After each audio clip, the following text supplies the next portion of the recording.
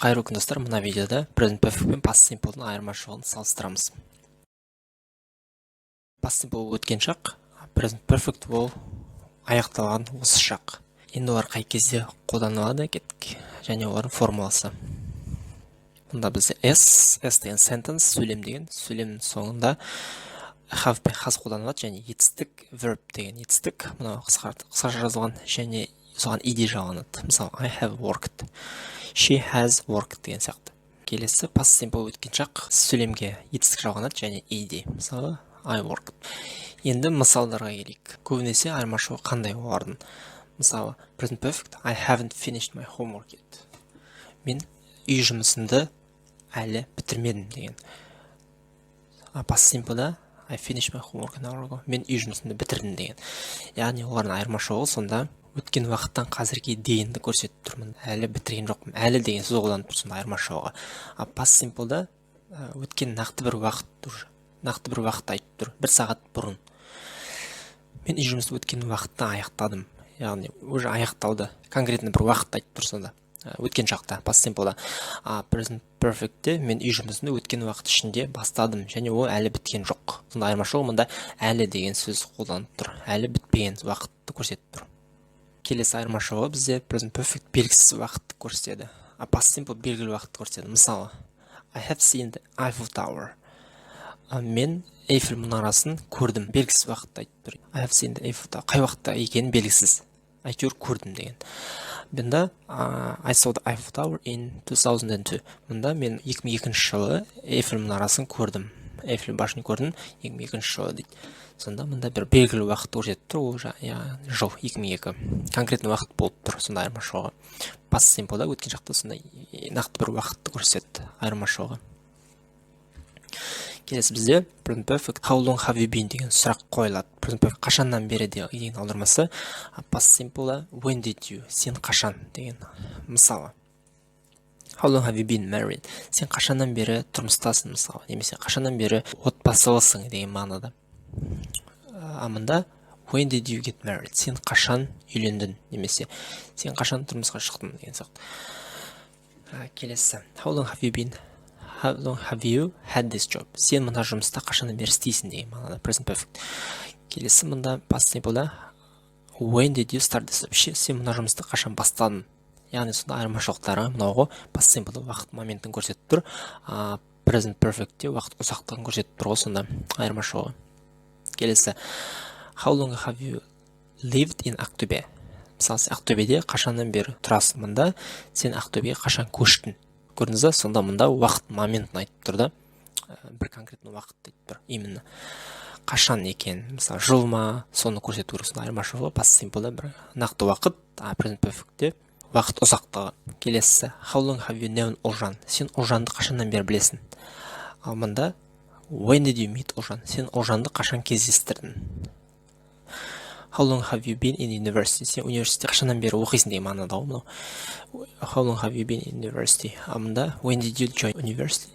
Сен университетке қашан кірдің, қашан түстің деген мағынада. Келесі мысал. Present perfect және іс-әрекет қазір жалғасып жатса, сондай кезде қолданылады. Мысалы, John has lived in South America for 7 years. John оңтүстік Америкада уже 7 жыл тұрды. Және ол әлі де ол қандайда бір уақыт тұратын шығар, тұру мүмкін. Келесі, мұндағы айырмашылығы енді соның past simple түрі іс-әрекет аяқталып, қазірмен байланысы болмаса.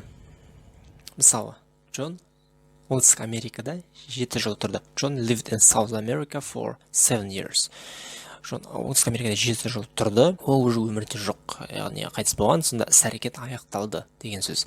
Және жалғаса алмайды. Яғни түсініп тұрсыздар ғой, сонда айырмашылығы мұнда present perfect past simple'ден қазірмен байланысы жоқ, уже тоқтады, процесс тоқтады, ешқандай, және уже ары қарай жұмыс іс-әрекет жалғаса алмайды. Ал мұнда айырмашылығы сонда ол қандай да бір уақыт әлі тұруы мүмкін. Қазір, яғни процесс жалғасып, іс-әрекет жалғасып жатыр. Сонда өйткені ол 7 жыл тұрған, және тағы да тұруы мүмкін.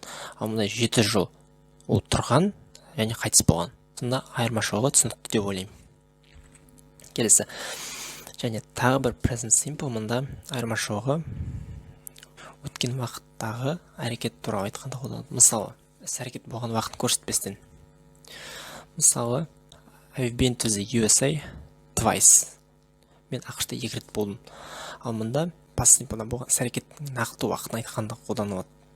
Нақты бір уақытын айтқанда қолданылады. Мысалы, мен өткен жылы мен ақшта болдым. Яғни өткен жылы айтып тұр, бір конкретно нақты уақытты айтып тұр, а мұнда өткен уақытта бір әрекет туралы айтып тұр. Бірақ нақты уақыт жоқ. Бір конкретно әрекет ескеріп тұр, а мұнда нақты уақыт ескеріп тұр, соған мән беріп тұр, мұнда әрекетке мән беріп тұр. Келесі, мысалы бізде екеуінің айырмашылығы іс-әрекет аяқталмаған уақыт ішінде болса қолданылады present perfect, яғни мынандай сөздермен көбінесе today, this week, present perfect аяқталмаған уақыт ішінде қолданылады. Ал past simple'да іс-әрекет уже аяқталған уақыт ішінде болса қолданылады. Мысалы yesterday, last week. Мысалы I have written 3 letters today. Мен бүгін 3 хат жаздым. I wrote 4 letters yesterday. Мен кеше 4 хат жаздым. Кеше мен 4 хат жаздым. Яғни айырмашылығы бүгін әлі жалғасып жатыр. Мен тағы да хат жазуым мүмкін. Бүгін әлі де жалғасып жатыр сонда. Ал мұнда мен 4 хат уже жазып тастадым. Уже аяқталды. Яғни жазылған хат саны 4-пен шектелді уже. Шектеліп қалды, процесс бітті. Келесі мысал. Біз өткен нәрселер айтқанда қолданамыз. Past simple, present perfect екеуінде де. Бірақ айырмашылықтар мынандай. I have been to China. Мен Китайда болдым деген да. Мысалы, I have been to China. Have you been to China? Сен Китайда болдың ба? Деген. I went to China. Мен Китайға бардым деген. Did you go to China? Сен Китайға бардың ба? Қытайға бардың ба? Бірақ present perfect айырмашылығы біз нақты уақытты қолдана алмаймыз. Мысалы, мен Китайға 2007 жылы бардым. I went to China in 2007. Did you go to China in 2007? Сен Китайға бардың ба 2007 жылы дейді. I've been to China in 2007 деп айта алмаймыз, бірақ мен Китайда болдым деп айтамыз, бірақ present perfectте 2007 жылы болдым деп айта алмаймыз. Өйткені ол нақты уақытты көрсетіп тұр. Сондықтан ол тек қана ондай формада біздер past simple қолданамыз. Мұнда да солай. Have you been to China in 2007 деп айта алмаймыз біздер. Өйткені онда біздер нақты уақытты сұрап тұрсақ past simple қолданар едік. Ал мұнда present perfect болғандықтан олай қолданылмайды. Present perfect іс-әрекетке мән береді, іс-әрекет ескереді. Каналға тіркеліп коммент жаза кетіңіздер достар. Видео қарағаныңызға көп рахмет.